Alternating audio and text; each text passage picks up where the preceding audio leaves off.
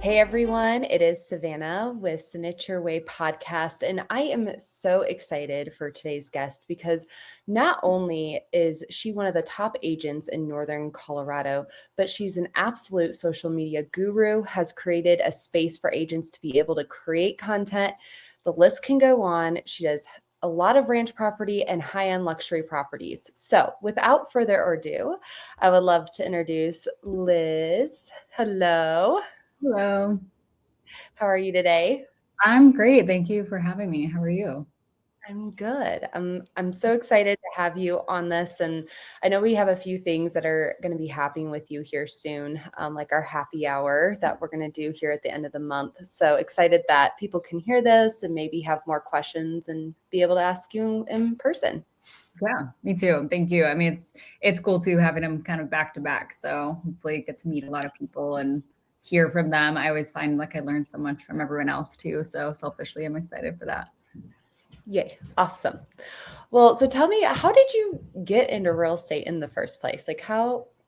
What caused you to choose this industry? Yeah, it's weird.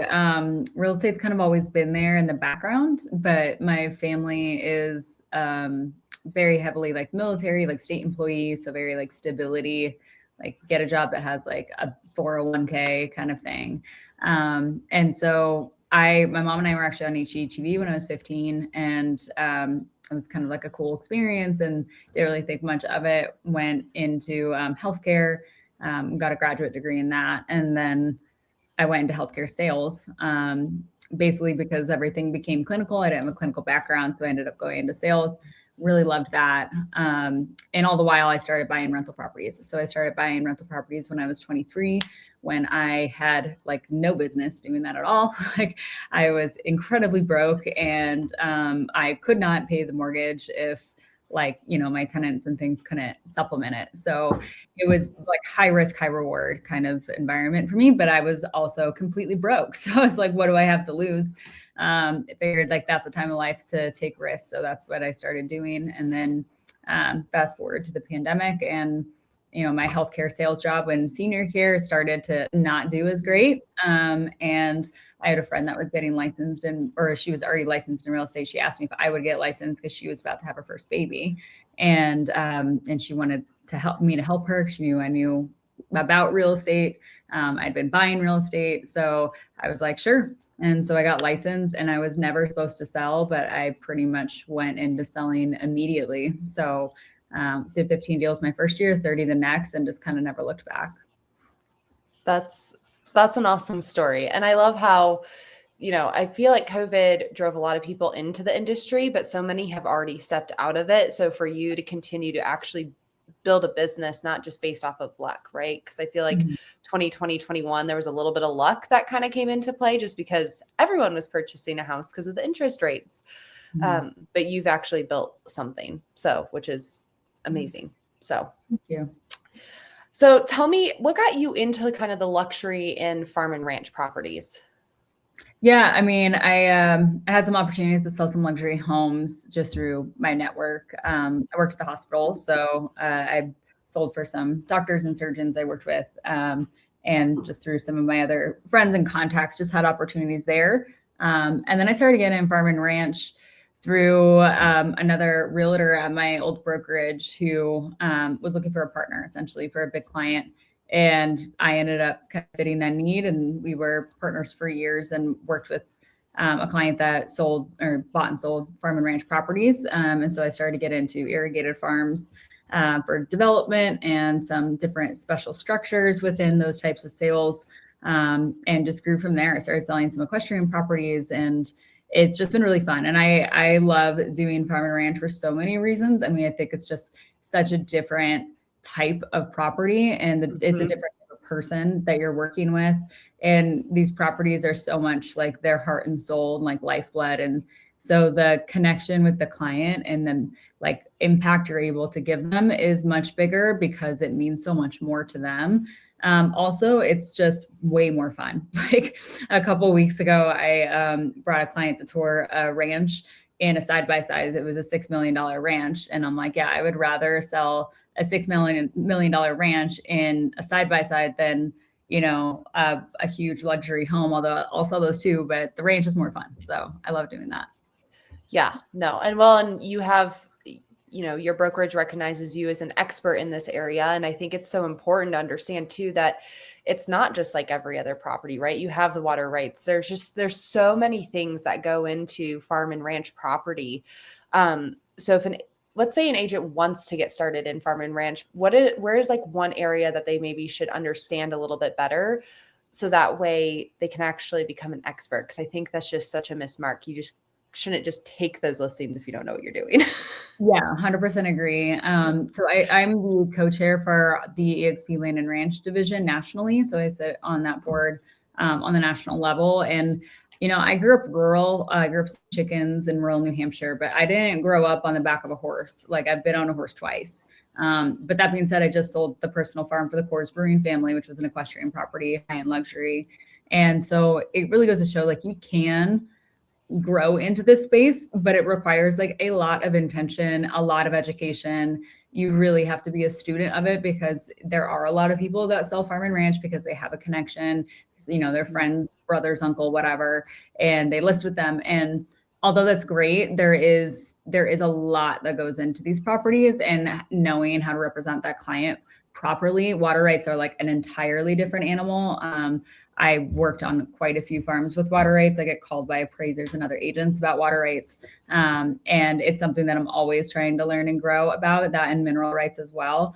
So for like, if somebody was trying to break into that space, definitely seek education. I know, like, my brokerage, we just did a spring summit, and it's open to everybody. So sometimes we'll put on things like that are great opportunities for people. But in general, it's, look for if you have a listing, like, try to co-list. If you have a buyer, like, find a co-buyer's agent that does have that background in education.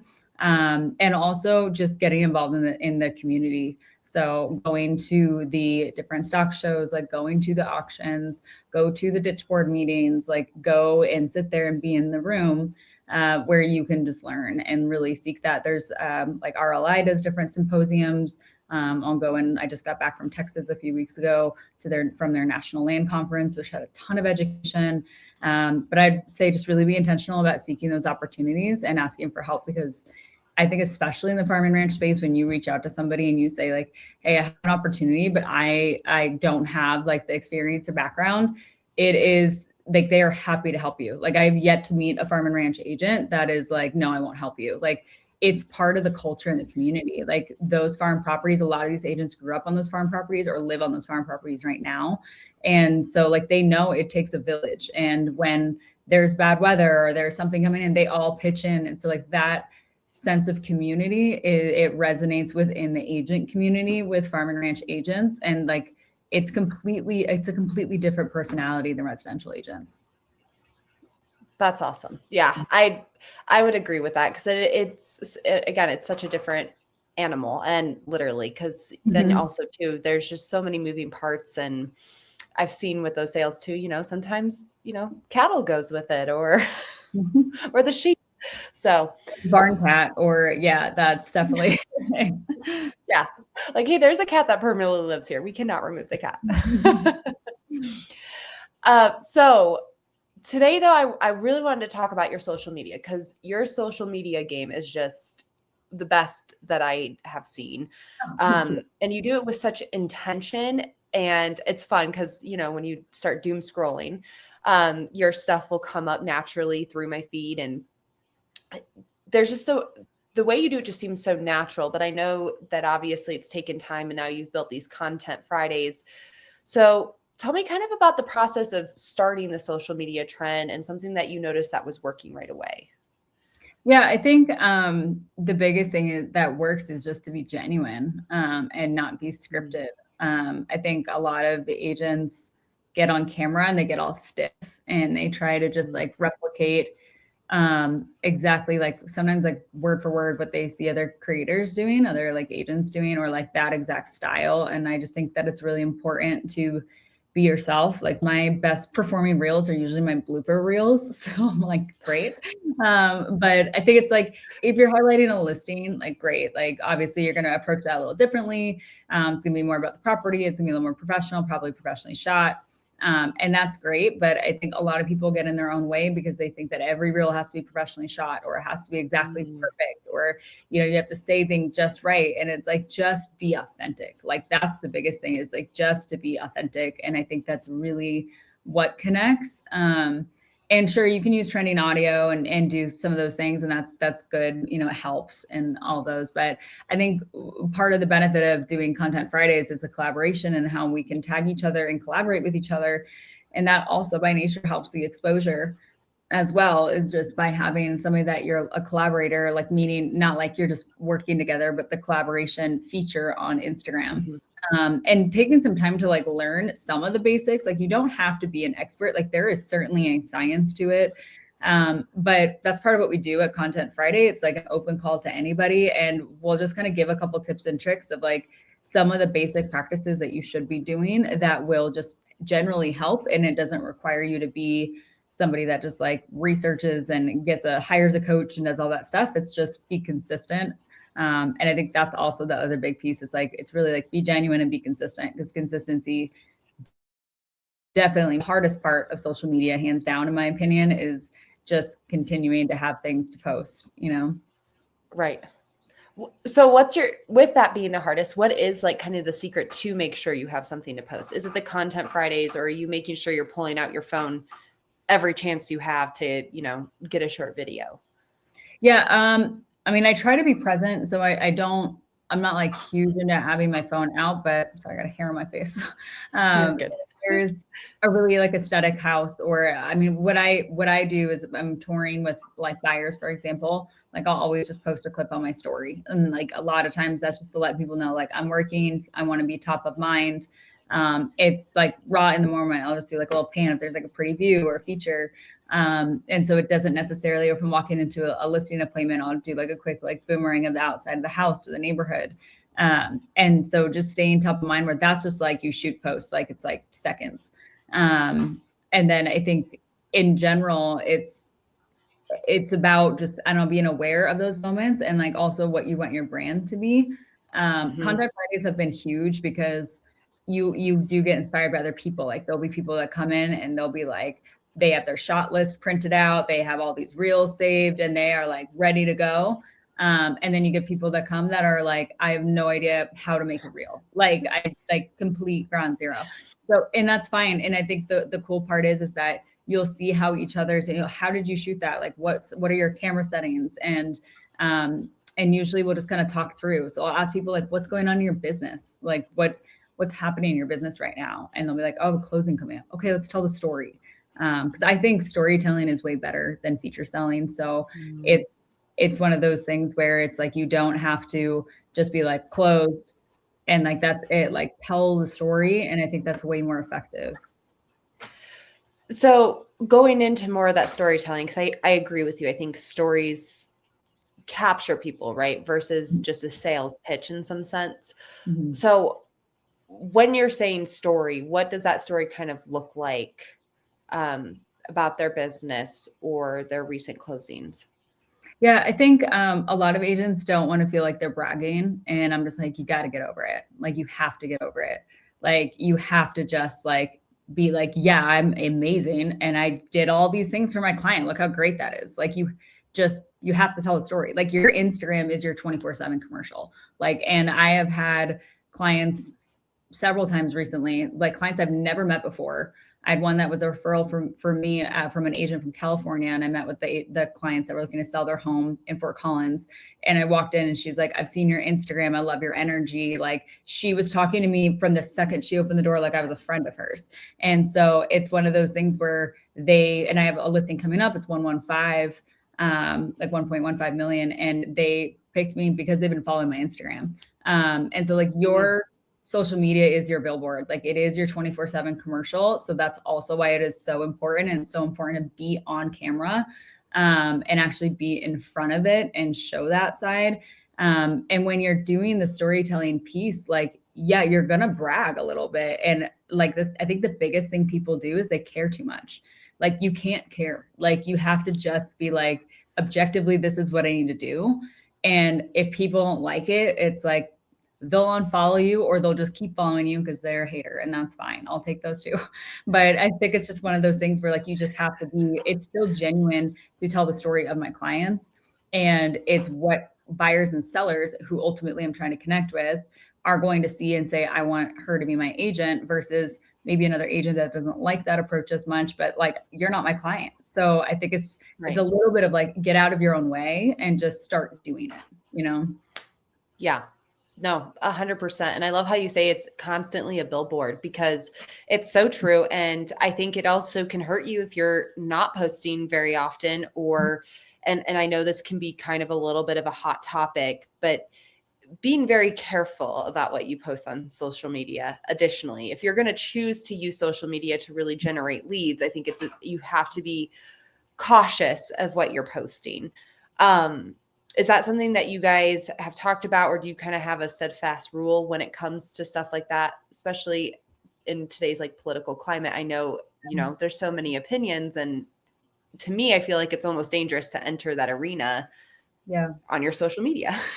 I don't disagree with you. And it's hard. I've had several conversations with agents recently about that exact thing. And because you also want to like in your social media, there's like different buckets of content you want to kind of sprinkle in there. And one of those buckets is like a more personal side. Like for Right. some people, that means posting things with their family. Some people don't want to post their kids on their Instagram. Totally fine. Sometimes it's a little bit more of like day in the life and they're like going to the gym or getting brunch with friends, whatever.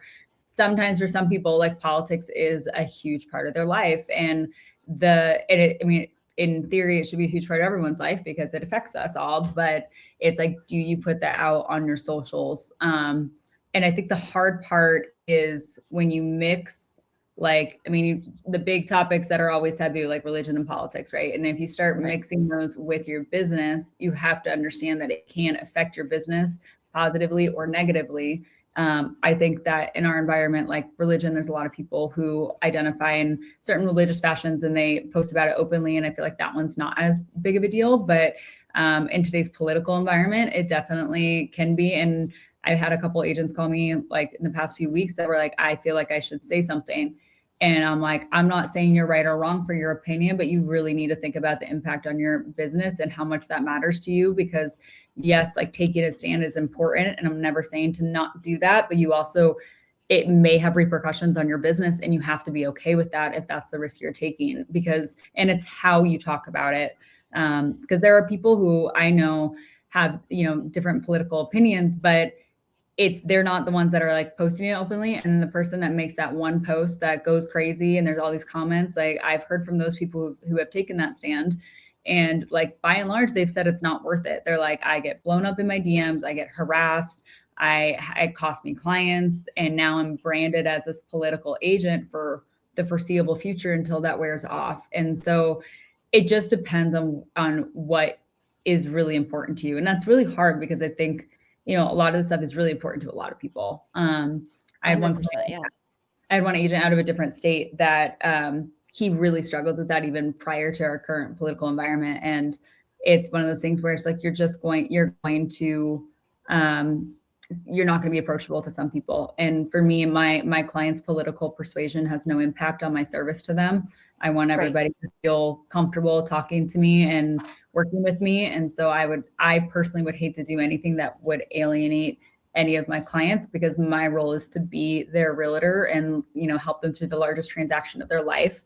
And for me, like my political or their political views has completely nothing to do with the level of service I'm going to give them. So I choose to kind of keep my opinions to myself. And that's just kind of the way I go about it. And I think the point that you said too, of just, it's not going to change how you're going to service that client, right? You want everyone to have the utmost service and experience the same thing. And sometimes that cloud can overhang there if it's just a topic that is discussed. And it's definitely hard. And I feel like it's becoming more of a thing. I was, on a daily mastermind call at 5:30 in the morning, and that it was a hot topic, and some people are very passionate about it. And like you said, everyone should care. Everyone is definitely going to have their own opinion. Yet I think if you're really going to use social media to engage with clients, you do need to be cautious about how you approach that subject if you choose to go there. Yeah, I think it just requires a lot of like serious thought. I think there's a lot of people that post things that don't realize the impact it's going to have Mm. um, for them or for others. So I don't know. I mean, my thing is like I love my people no matter what, and I work with everybody, and I just try to be like that kind of Switzerland in that space to be able to serve my role the best. So I tend to be of the opinion to kind of keep it offline, but I think that there's, you know, several people that do put it out there, and that's it aligns with their brand and they're happy to do it, and good for them. Yeah. Mm. Awesome. Well, thank you. I know that's not always the easiest thing. So thank you for approaching that subject. So tell me, how do you build the relationship with your audience? So if you have leads coming in, like how does that actually work? Because right, it's one thing for them to see the content, but how are you actually taking that either offline or even online to build that relationship? Yeah, there's a few ways. I mean, you can have a lead magnet, like something that is like, you know, click this to download my neighborhood guide or something that has a lead capture. I haven't leaned on that as much. For me, I just tried to put out content that is approachable. And one thing I've been more conscientious about is the kind of like, why do you care question. If you're going to post something, it's like, why do they care? Like, is it just entertaining? Is it educational? Like, is it something Mm. that's gonna, like, is it something that that you would watch?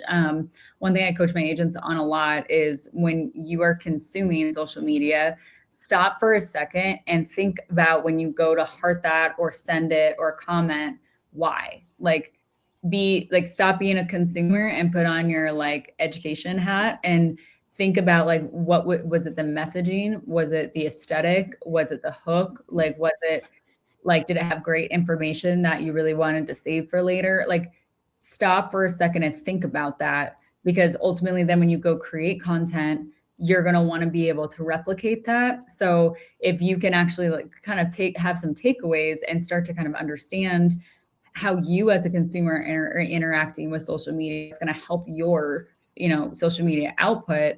And truly, like, your audience is usually like an avatar of you in some standpoint. Like, my audience, like, I can see all the metrics in my dashboard. It's like I'm about like 50% men and women, and I'm also like typically my age bracket. So that makes sense, right? So it's like, Right. Yeah. what am I consuming? That's likely the audience I'm going to be having anyway, too. I think that's a great thing to look at, looking at those statistics to see who is following you right now and build off that content. Um, and additionally, if you're liking it and they like the same kind of content, likely you're going to get along with them really well because it's your ideal client. Yeah. Yeah, for sure. And then from there, it's like, be ready to be active. I mean, I always try to, if somebody comments on my stuff that I post, like, I always try to comment right back. I also will like initiate interactions with people. So if I see a story, even if I don't really know the person and they have like a really cute story of their dog or something, like, I'll comment and like, and start that interaction. And I think it's just like, well, how do you build friendships is kind of like the best Mm. response to that kind of question too. It's like, well, how do you build like clientele relationships online? Well, how do you build friendships? Like, a lot of my friends, I'm from the East Coast, like, they're not out here. We send stupid things back and forth on Instagram. Like, that's a huge part of our communication. So it's like, how are you building friendships is kind of how I choose to build my business, because then I end up working with people who I have several of my like really close friends here that started as clients, and it was because we connected on common ground, and now we're like really good friends. And I also know, like, in the back of my mind, I'm like, I have their business forever because we're friends, and like, your most loyal Right. referral sources should be friends and family, hopefully. But that's the piece that I think is really cool, is like, I always see sales roles in general as being in the business of just like hanging out with your friends and like making new friends, and like, what's better than that? I love that that's your perspective, because obviously too, there's people that are in sales and it's just this different approach that it's you can tell that they're there to do their job, and then they go out and they hang out with their friends. And I Yeah. recently heard someone say at a class I was at, they were talking about there are two types of business in real estate that you can do. You can either do it for the money or you can do it for actually helping people. Mhm. And no matter what one you choose, right? Like if you choose it for the commission and everything like that, naturally you're going to be helping people, but your approach is going to be probably very different. Versus if you're in it for the relationships and actually helping people naturally, then the money will come. So I think to have that approach and see your social media through that lens is a different take on it. Because everyone, I think, just thinks, okay, I have to do the coolest trend. I have to do, this music. It needs to be this kind of like hook. And yet you're like, no, just be you. That's what it takes. Yeah. And I think like be you and be approachable, and I think that's also like a big part of it is just like be somebody that they should feel like they're your friend, even if you don't interact with them. Like you should be able to be approachable. And like from my healthcare days, like I've been out of the industry for 6 years, but last week I just had a closing with my old boss. And then yesterday I got a DM from somebody else I used to work with in there that's going to be moving out of state, wants me to sell their home, and staying top of mind is like huge because anything I post on my business page, I like share to my personal page and shared my personal like Facebook. And that's where my sphere is. So that's why I do that, is to stay in front of them. But I also think your point with transactional versus relational, it's if you're a transactional agent, like that's fine. I just find that the people that do take that approach more they are more susceptible to burnout because they don't 100%. Like they're there to get the paycheck, and then it becomes harder because we work for free for a long time with a lot of these clients. We do get paid right away. Like sometimes you don't get paid for years working with a client. And so it's like when you're that real transactional mindset and you just showed a client their 20-second house and you're getting frustrated with that, it's because you're just looking on that direct ROI on time. And when you take the relational approach, I don't feel like you get caught up in that as much. You enjoy your time with them more. And I personally believe you get more referred business because of it too. Yeah. Awesome. I love that. So when it comes to, because I've heard people say this, and I would say this, is that when I look at your social media, it does seem to have that luxury feeling to it, right? So it is authentically you, yet there's this bit of like luxury to it. Do you think that the way you post on social media helps you attract the luxury listings? Or was it kind of a flip script on this where you kind of had some luxury listings and moved into that space? Yeah, I mean, I think for me, I don't try to overly curate my Instagram. Like, I don't feel like my Instagram's like overly aesthetic. Like I see other people's where like their grid is all like the same colors and it's all beautiful and like all these things. I just kind of post whatever. Like I think it's like I wear neutral colors in general. Like that's just my preference. So I think there's a lot of times where it feels like it has consistency and maybe that luxury feel because I generally wear like black, white, beige, and brown and like jeans. And so in most of my posts, like I have a similar aesthetic because I'm wearing the same colors because I just tend to wear neutrals. So I honestly think that is like part of it because I do that. I just wear like really basic. Most of the time I'm wearing like solid colors and like gold jewelry. Like that's it. Like very simple. I think that, I mean, when most agents start, you kind of start with what you can get. And a lot of times that's like, I have a ton of new agents right now, like newly licensed, and all of them are like, I'm like, what is your niche? Like, what do you have a niche? Do you have an area of interest? Most of them tell me first time home buyers. And I find that, that's a natural place to start for most new agents. Doesn't necessarily mean it's going to be like your luxury price point. Most new agents start there because they don't think they can go for anything else because they're new. So that's where they think they need to start. And that's not really the case. I think it's natural to kind of start in those first time, maybe some move up buyers and sellers. But when it comes to social media, what I always say is like, tell your audience who you are because they're going to believe you. Like we all have seen the couples that have this picture perfect life on Instagram. And then all of a sudden they're getting a divorce.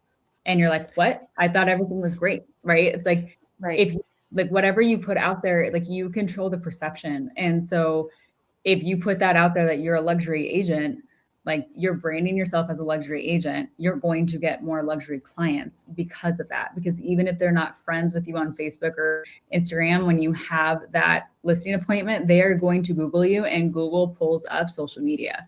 And so it is one of those things where, like, yes, get the certifications and designations, get the production under your belt for sure.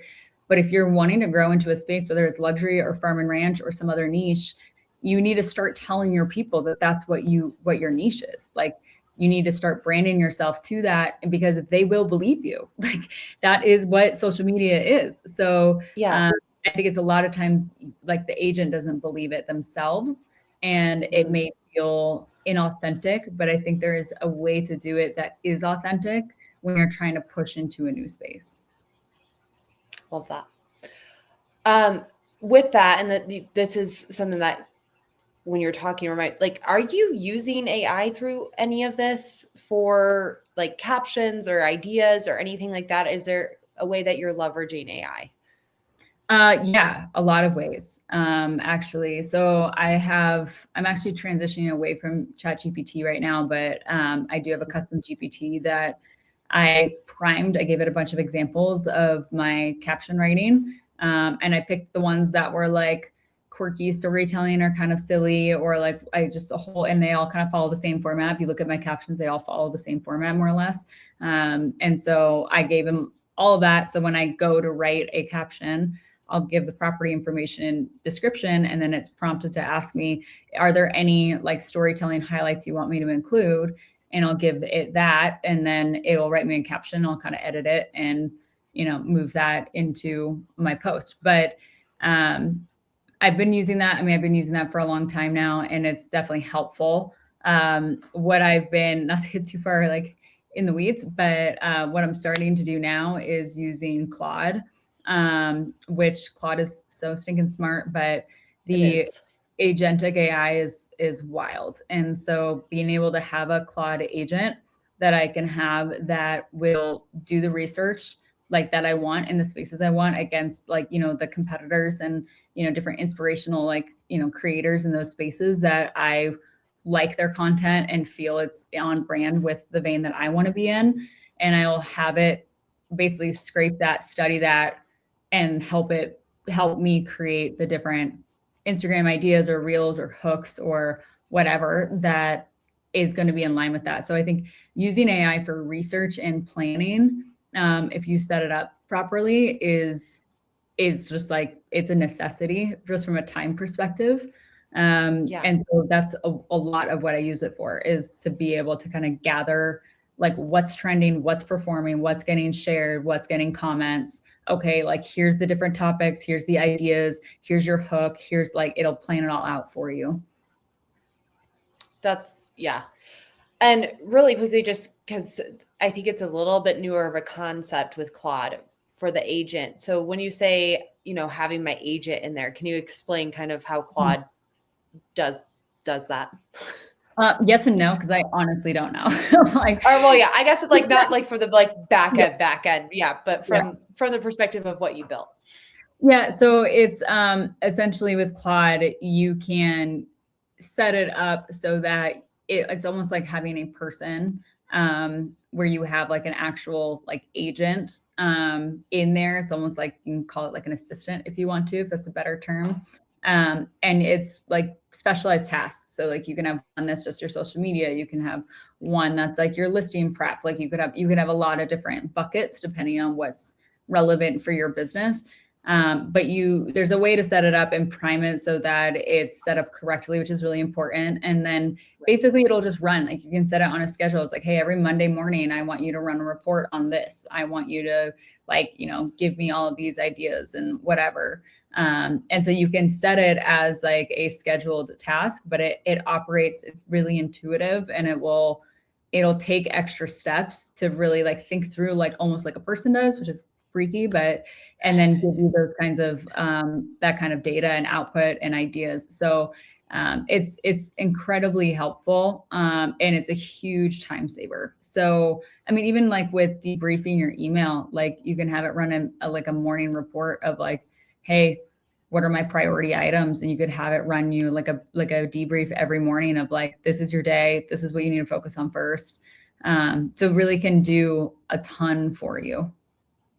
Yeah, it's awesome what it's doing, and we have it running like stat reports, which is super nice. And so going in there and being able to see it done versus taking an hour and a half to run those reports every week. So yeah, awesome. So before we end our time, I would love to ask, is there a book or a podcast that you would highly recommend to anybody jumping into either social media or luxury farm or ranch? Anything that's helped your career?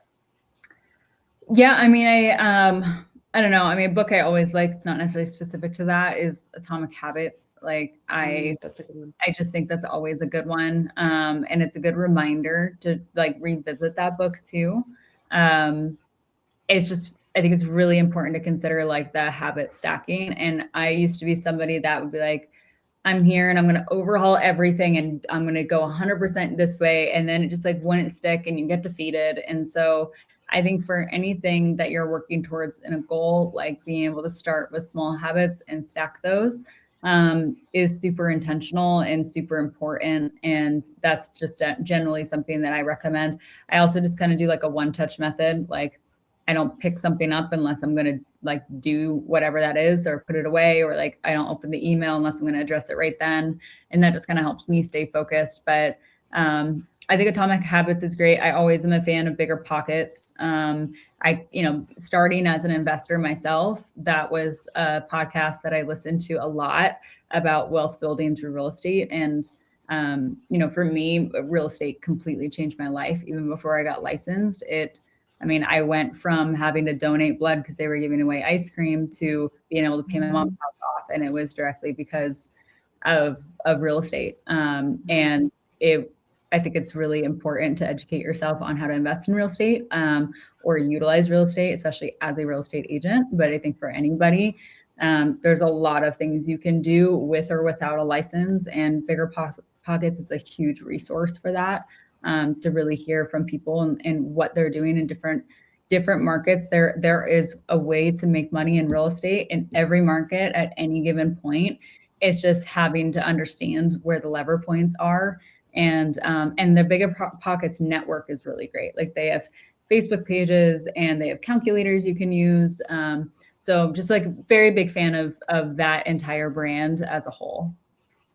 That's awesome. Yeah. And what an awesome story too, to hear from, going from blood to being able to pay off your month. That's just chills. It really can change your world if you choose to let it change your world, right? You have to educate yourself and get into it. You can't just blindly walk into it either. Because there is risk that you're taking on. And yet if you educate yourself, you'll be able to walk in and do it. Yeah, I think that's the biggest thing I've seen with real estate is that like it is the most even playing field you could find. I mean, like I am not from Colorado. I moved here with knowing nobody. I knew my dad and my brother. I'm like, that was it. So it's like I had no network. I was not born into a real estate family. I had no connections. I was super broke.